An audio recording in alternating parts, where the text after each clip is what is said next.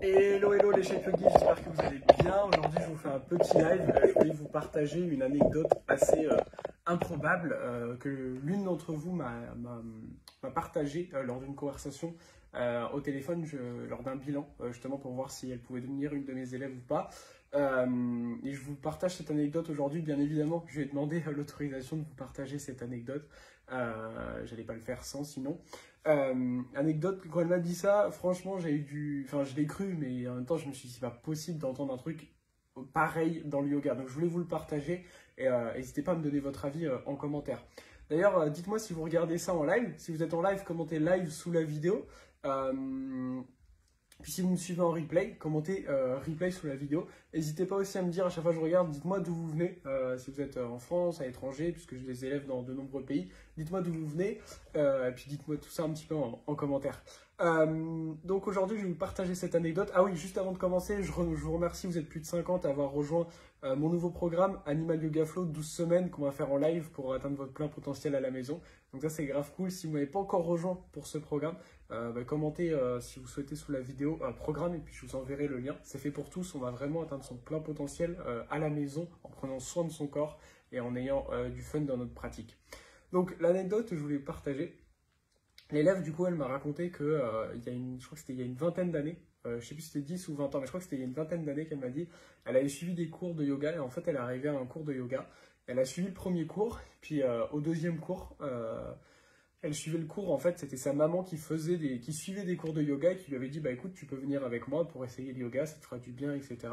Et elle est allée suivre le cours de yoga. Et premier cours, ok c'est Mia, je vais t'envoyer le lien du programme Animal Yoga Flow. Premier cours, elle le suit, là, ça va, ça se passe bien. Et deuxième cours, la professeure vient la voir pendant qu'elle est en train de faire une posture. Et elle lui dit, écoute, j'aime pas ton énergie, pars du cours. Je veux plus te revoir ici. Alors qu'elle n'avait rien dit, elle était juste en train de faire une posture de yoga, elle suivait le cours, quoi. Et j'ai trouvé ça incroyable. Et en fait, je voulais vous partager cette anecdote parce que ça, c'est quelque chose qu'on peut souvent retrouver dans le yoga. Et d'ailleurs, lorsque je discute avec vous lors des bilans au téléphone, etc., ou avec mes élèves, ce qui revient souvent, c'est qu'on me dit « J'aime bien Sacha parce qu'au moins, t'es naturel, tu dis les choses comme elles sont, tu fais pas de chichi, entre guillemets, avec le yoga. » Et ça, c'est un point que je voulais vous partager parce que en fait, le yoga, c'est simplement un outil pour se sentir bien au quotidien, bouger, prendre soin de soi, essayer de se sentir bien physiquement, mentalement. Il y a différentes manières de pratiquer, mais ça reste juste une sorte de philosophie, un moyen de vivre simple et basique. Il n'y a rien d'incroyable, d'accord? Et ce que je retrouve beaucoup et le souci maintenant dans le yoga, c'est que vu que c'est devenu une mode, alors c'est bien parce que ça permet de faire connaître le yoga, mais aussi plein de côtés négatifs.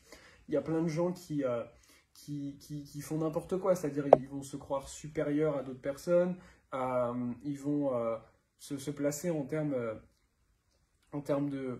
Alors même le mot gourou maintenant c'est devenu négatif. À la base gourou ça veut dire quelqu'un qui vous amène de la lumière, de l'ombre vers la lumière. Donc quelqu'un qui vous aide en fait dans votre chemin personnel pour vous développer mentalement, spirituellement, physiquement. À la base gourou c'est un mot qui est très bien. Et le souci c'est que maintenant gourou on pense direct à des sectes, à des choses comme ça. Parce que y a plein de gens maintenant qui se prennent pour je sais pas qui racontent tout et n'importe quoi. Et ce qu'il faut vous dire, c'est qu'aujourd'hui, à partir du moment où vous déroulez votre tapis de yoga, vous essayez de faire du yoga, vous faites à votre rythme, vous suivez ce que vous pouvez, c'est super, ok? Il n'y a personne qui est supérieur à quelqu'un d'autre, il n'y a personne qui a le droit de vous dire votre énergie ça va ou votre énergie ça va pas. Tout ça, la majorité du temps, c'est bidon, c'est n'importe quoi. Ce qui est hyper important, c'est juste de vous écouter, prendre soin de vous, faire quelque chose qui vous plaît et surtout, ne pensez pas que parce que telle personne va avoir des abonnés ou telle personne va avoir l'impression d'avoir une sorte de mini-pouvoir en tant que professeur ou je sais pas quoi, c'est que la personne dit que de la vérité ou je sais pas quoi. Faut pas suivre ça. Écoutez-vous. Moi, j'ai mes cours, j'ai amélioré mes cours, mais quand j'avais un abonné ou aujourd'hui sur Facebook, vous êtes presque 100 000 à me suivre, il n'y a rien qui a changé. Mes cours, c'est pareil. J'ai toujours dit qu'il faut vous écouter, que si vous avez des questions sur ce qu'on fait, mes élèves me posent les questions. Rien n'est une vérité en soi générale.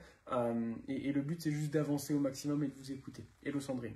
Donc aujourd'hui, je voulais vous partager cette anecdote que j'avais trouvée assez incroyable et vous dire que surtout écoutez-vous. Il n'y a personne qui est là pour vous juger. Pareil quand vous faites du yoga, si vous faites du yoga dans des salles, alors moi je vous recommande bien évidemment d'avoir un suivi pour avancer, etc. Mais si vous faites des yoga dans des cours, on s'en fiche ce que fait la personne à côté de vous, à gauche ou à droite, devant, derrière, on s'en fiche qu'elle soit plus souple, plus fort, moins forte. C'est vraiment pas important. Et puis surtout, écoutez votre corps. Quand je vois le nombre de bêtises que dans des cours de yoga, des professeurs qui racontent n'importe quoi, soit parce qu'ils savent pas, soit parce qu'ils inventent, et des fois c'est vraiment catastrophique. Le nombre de photos qu'on voit, où on voit des professeurs par exemple qui font des postures de l'arbre, où on voit leurs élèves, ou même eux-mêmes, c'est encore pire, qui ont des postures où ils viennent écraser leurs genoux, etc., qui font n'importe quoi. Et il y a tellement de n'importe quoi que surtout écoutez-vous. Ne forcez jamais si le professeur vous dit allez vas-y plus loin, je sais pas quoi. Non, écoutez-vous. Votre meilleur professeur c'est vous-même. Merci Christelle qui est là, qui est une de mes élèves et qui dit que je suis toujours présent pour vous. Merci beaucoup. Coucou de la Belgique. Christelle qui nous dit encore tu nous encourages sans cesse et grâce à toi on prend confiance. Merci beaucoup pour ton retour. J'essaye d'être là au maximum pour aider mes élèves de toute façon. Donc d'ailleurs, si vous voulez me rejoindre, je vous mettrai le lien juste au-dessus du nouveau programme. Les inscriptions ferment dans une semaine. Donc j'ai hâte de commencer ça avec vous. Merci de m'avoir suivi pendant ce live et puis je vous dis à très vite.